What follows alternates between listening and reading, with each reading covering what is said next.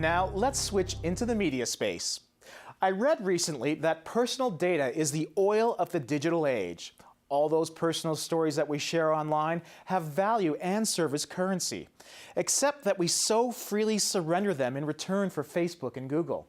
Somehow, we see these services as a fair trade for the precious commodity that is our online behavior. I've long considered how social media platforms facilitate content distribution.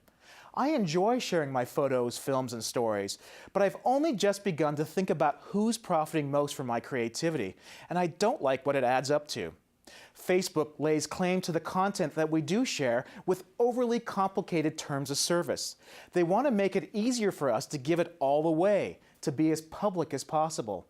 As the company itself goes public, we now see that our personal data is worth billions of dollars to it. So, I deleted my original Facebook profile a few weeks ago. I don't hate Facebook, I just don't trust it, or Google. I refuse to allow these social utilities to track my action throughout the web. If Facebook wants to make money off me, I think it's only fair that I should make something off of it. So, I started a new account primarily for professional communication.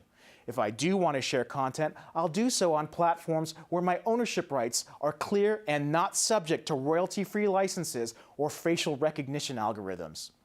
This has all inspired me to come up with my own terms of service. 1, the content that I create is mine. 2, you may benefit from my personal data, but only the data that I expressly share with you. I get to use your service for personal or professional objectives. You get some of my data.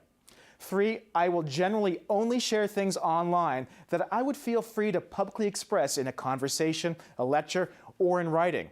If I truly want to give it away, I'll do so under a Creative Commons license. 4, in all other cases, you should pay me for the use of online me.